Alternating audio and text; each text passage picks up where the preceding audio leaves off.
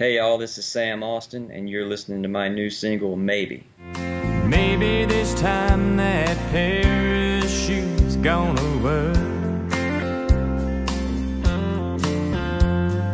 Maybe not knowing where it's gonna get worse. Maybe what she's doing to me, I'm doing to her. Sam Austin from Bedford, Virginia, which is on the east coast of America over here, the state of Virginia. And it's a typical small town like we like to sing about. Lived here my whole life. Went to school here, did everything here, started working here, and when I'm not out playing somewhere, I'm back here. We have people come here from all over the world to see our mountains. So it's really a beautiful place, and they are blue. They have different shades depending on how they cut across the sky and how the weather is as to how they kind of glow. But they're well-known mountains, and it's a really beautiful place. Maybe not knowing where it's going. Started messing around with the guitar when I was a teenager. In high school, you know, you get to meet some other people that play and start throwing together the kind of garage hangout type thing, learning from each other. And I just really got consumed with it, and I would just spend hours and hours every day working on it, because once I started, I was addicted and I couldn't get enough of it. The playing led to singing, and it just kept going from there. Snowballed one thing at a time, and started meeting other people to play with, and it keeps going and going. Maybe what she's doing to me, I'm doing to her.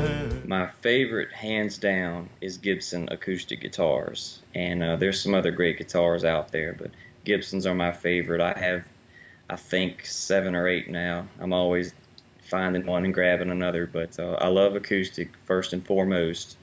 Play a little bit of electric, but I leave that to my band members they have to show off on that. So I just kind of play my rhythm and sing the song and stay out of their way.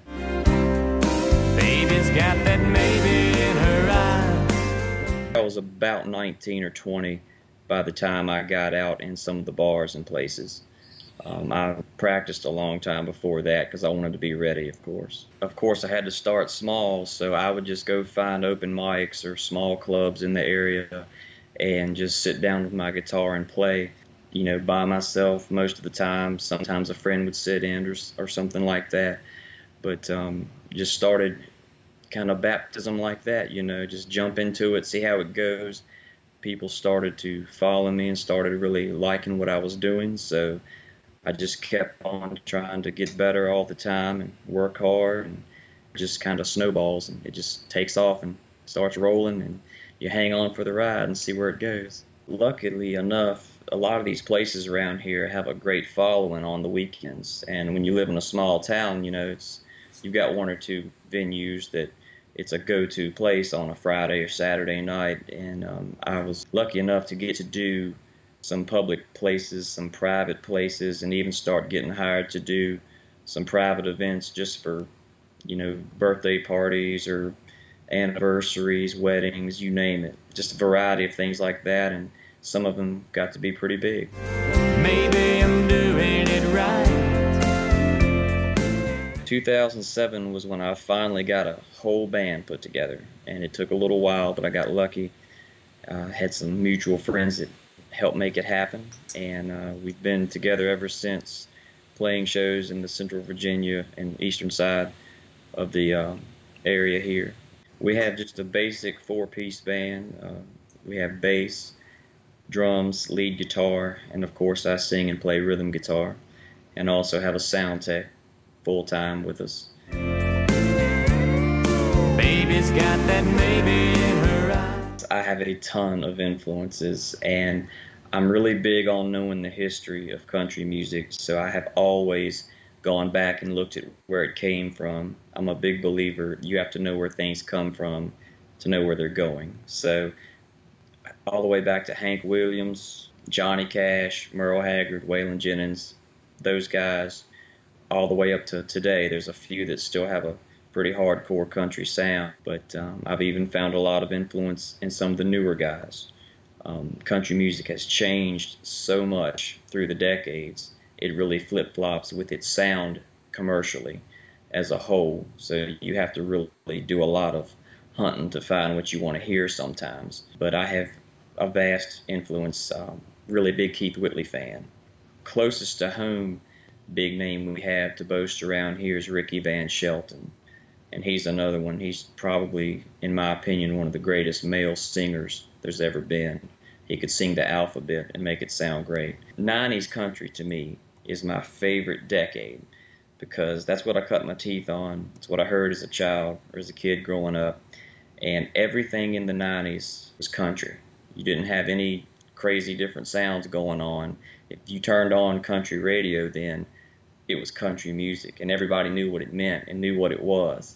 It wasn't so many different varieties mixed in like it is today.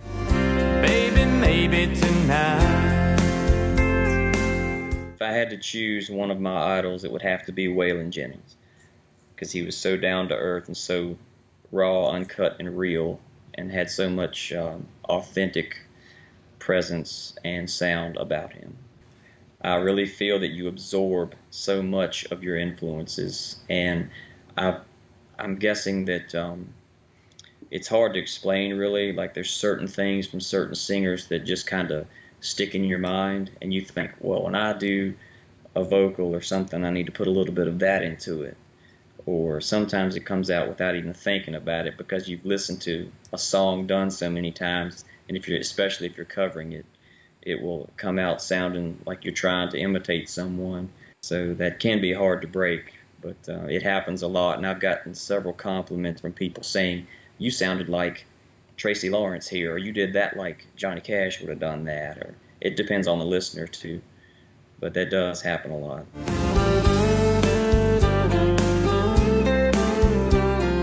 I signed with Plateau Music in 2012. I got involved with Plateau Music going back and forth to Nashville for several years, kind of networking, if you will, preparing to move there, trying to meet people, make contacts, because it's big business there and you have to know what you're getting into. You can't just really go flying blind into that. And I had a mutual friend that knew Tony Mantor, who owns Plateau.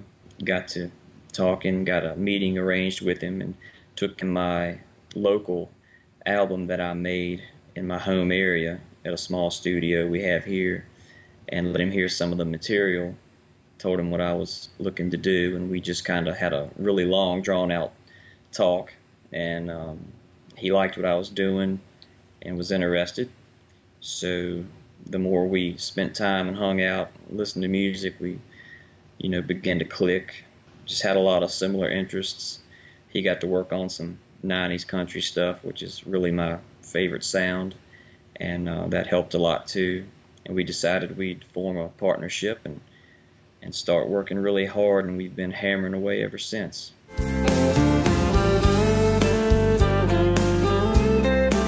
He's my first and only producer. He has worked with some big names in the past. David Malloy was one. He was a big producer in the 90s. He's got a lot of the #1 contacts and players, and I've gotten to meet so many of those behind-the-scenes people since I've been working with Tony, and it's been really neat. The first album was Cowboys Don't, and it has been a great door opener for us. We had several singles to radio off that album that did really well, and actually got us introduced on your side of the pond with some of those songs, which was an awesome thing. And we worked really hard on that album. We probably spent a couple years from start to finish on that. We really selected the songs very carefully, and we just took our time, making sure everything was just right in the recording process. It was a painstaking thing, I guess you could say. A lot of long hours, long nights, but it showed in the result, and radio loved it. So that was our Get Off the Ground project, and led us into the new project with the new single we have out now. Maybe we'll go chasing sunsets in Mexico. When She Does It was our first single to radio. That was our introduction.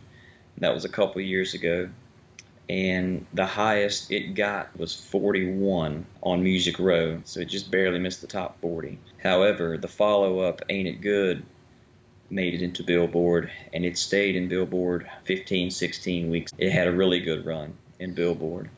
And the one after that also, the third single from the album, which was Saving It Up for Saturday Night, which got a lot of airplay on y'all's side of the world. That was our toe tapper, and everybody really loved that song, but it also made it in Music Row to the somewhere around the 40s and into the 50s Billboard. Maybe we'll wake up in love, maybe we won't. Well, Maybe is the first single off of our new project. We're about halfway through the recording process. We've gotten 5 songs down so far and are finishing those up. And we found Maybe from a great local writer in Nashville.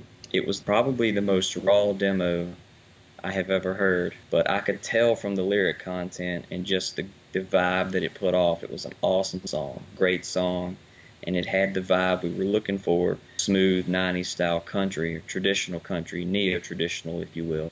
The lyrics kind of speak for themselves. It's a great story song about a guy who's had his eye on this girl, and he's thinking maybe tonight, is his shot at getting to talk to her, or whatever they're going to get into. You never know. It's open for interpretation.